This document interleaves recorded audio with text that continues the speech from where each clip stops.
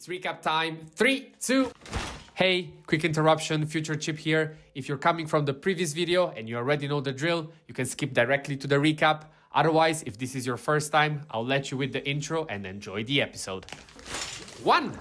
Hello everybody and welcome to the Shower Podcast, the podcast where I'm in my shower and you do you. I'm your host Chip and this is not my usual intro. This is a bit of a special episode. Unfortunately, I will be away for a few days and I found out this interesting way of filling the gaps with recaps from previous episodes. If this is your first time here, use it as an opportunity to find topics that you might be interested in and go back to listen to the original ones. If you are a usual listener of the Shower Podcast, well, again, this might be a rehearsal of topics that you might be interested in. Otherwise, I understand if you want to wait for me to be back. But in the meanwhile, the podcast needs to continue and we need to reach day 365. Having said that, I will not keep you longer. Thank you very much for listening. As always, a like and a subscribe. They are always welcome. And now, recap time. Welcome to the deep dive. So you've sent us a really interesting challenge today. It's a collection of recent Shower Podcast episodes from host Chip himself. We're going to embark on a deep dive into 5 of his very latest insights. Let's get started right away. Yeah, this is a great opportunity. It's like a consolidated dose of Chip's recent thinking. We can focus on the main topics, maybe some surprising insights. And of course, those relatable kind of funny moments he always seems to weave in. Absolutely. Think of this as your express pass to Chip's latest ideas. And look, if anything we talk about today really sparks your curiosity, we definitely encourage you to go back, listen to the original episodes. They're packed with, even more detail and that full, authentic Chip experience. So let's unpack this. Okay, first up, we kick off with episode 162. It's titled My Shayla. Chip had just gotten back from being away, feeling that post-trip drag, and he was grappling with his voice not being great, under the weather. Right, this is a common thing, isn't it? Their return to reality. And Chip dives right into that universal challenge, trying to get back into a routine after a break. He talks about having all these great intentions, this magic routine. He wanted to restart exercise, recording, all the habits. And here's where it got really interesting for me. He just candidly admits that the moment he stepped back into his apartment, boom, everything crumbled. All those plans, completely destroyed. I think we've all been there, right? Oh, definitely. It raises that big question. Why do our best laid plans just fall apart sometimes? And Chip's core message, his nugget of knowledge from this one is really powerful. Action is king. He really emphasizes that ideas, intentions, they're kind of useless without action. And it's okay. It's normal for random stuff to derail us. Yeah, and the funny part, the thing that gives the episode its name is this internal meme he references, My Shayla. Yeah. He imagined his return like this little excited puppy, ready with all his favorite toys, ready to play, but reality had other ideas. Exactly. And his insight is, look, it's normal for things to go sideways. The key is just not to get discouraged. So he decides to park his Shayla. Basically, ignore the perfect plan for a bit. Just focus on doing, even if it means, like he said, using bad habits like quantity over quality sometimes, just to cut through the noise and keep moving. And that struggle leads us right into the next episode, 163, Still a Horse. He's sort of building on that action theme, but tackling perfectionism. And he's still battling that allergy here, still not feeling 100%. Yeah, and he uses this brilliant analogy, the drawn horse meme, the one, where the front half is like perfectly drawn, amazing detail, but the back half is just this quick scribble. Yet it's still obviously a horse. Right. And he applies that to his decision to go to the gym, even though he wasn't feeling great. He talks about all that internal back and forth, like, will it be a perfect session? Is it even worth going? And connecting that to the bigger picture, Chip's making a really strong point about overcoming that paralysis of perfectionism. He argues that trying to be perfect can actually hold us back more than it helps. He even uses his own Shower Podcast as an example, just putting stuff out there, fighting his own perfectionist side. So his key takeaway for you, the listener, is basically go and do it in the worst possible way that you could do it. Because doing something consistently, even imperfectly, like, say, 80 bad workouts, that makes a way bigger difference over time than waiting around for maybe 20 amazing ones that might never actually happen. Totally. And what's fascinating is his point that, like, 3 months from now, you won't even remember that one skipped session or that bad one. It's all about the cumulative effect. Just doing something often helps. Even if it's not perfect, it keeps the momentum going. Okay, so from those internal struggles, action. Perfectionism, we shift focus a bit. In episode 164, you'll miss it. He's still recovering here, actually mentions wearing a nose patch to help him breathe.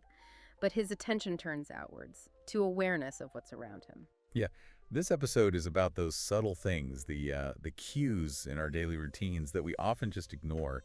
Chip encourages us to actually pay attention to the little details, the small interactions happening around us while we're busy doing our thing. Yeah. Because, as he says, you might miss it down the line. He gives two really great examples. First, his morning croissant ritual. He used to chat with the same lady at the counter every day. Small talk, you know.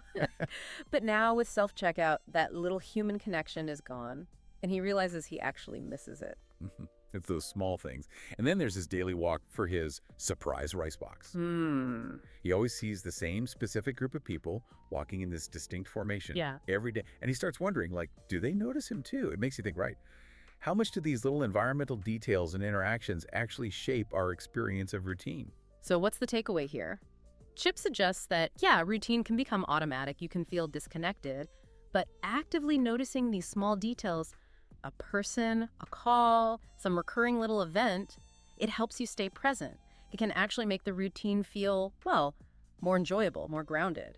It's a lovely thought, really, that our actions aren't just happening in a vacuum. There's always an environment, a context, and just giving yourself a moment to recognize that can make the everyday feel a bit more comfortable, less like you're on autopilot. Right. Okay, next up is episode 165, Do You Really Want to Know? And good news first, Chip announces he's finally healed. His voice is back. Yes.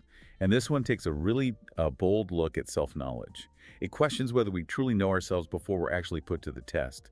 He even references an older episode about luck, reminding us how easily our emotions can just override facts. Sets the scene nicely. And his personal story here revolves around opening collectible cards, a new set.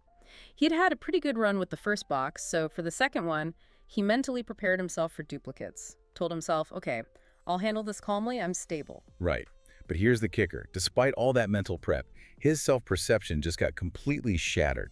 He opens the second box, and 18 out of 20 packs contain duplicates of the same rare black and white card, which is, statistically, just astronomically unlikely. He calls it like 1 in 10 billion of a billion chances.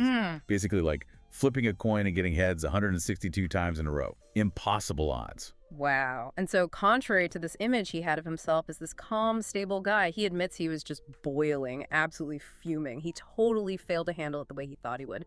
Makes you wonder about yourself, doesn't it? It really does. And it raises that crucial question.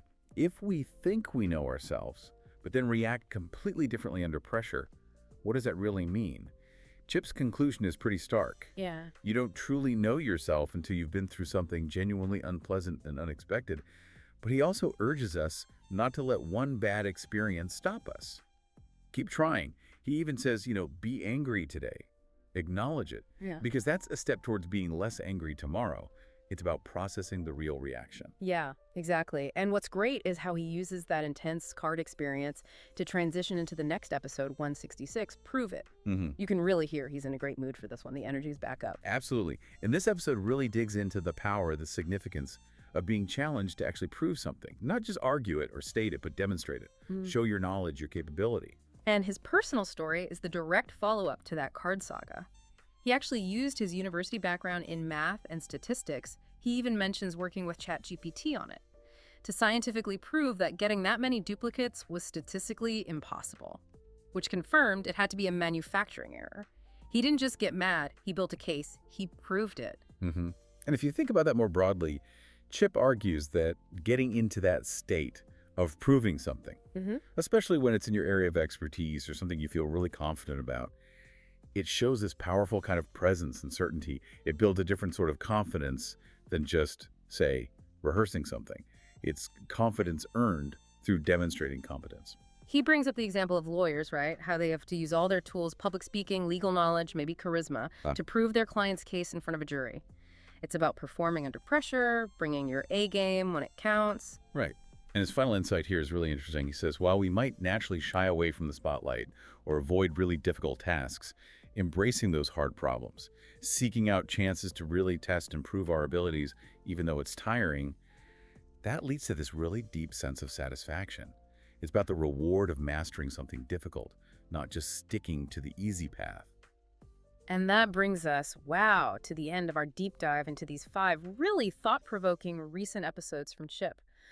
From that humbling return to routine to embracing imperfection, noticing the small joys, then confronting our real reactions under pressure, and finally, that satisfaction of proving ourselves. It's quite a journey he took us on. Yeah, his insights feel so genuine because they clearly come straight from his own life, his own experiences. And he reminds us, doesn't he, that growth so often comes from those unexpected challenges and just being willing to face them. Well, we really hope you enjoyed this kind of consolidated look at his latest thinking. Thank you so much for joining us on this deep dive. Stay consistent, stay resilient, and see you tomorrow.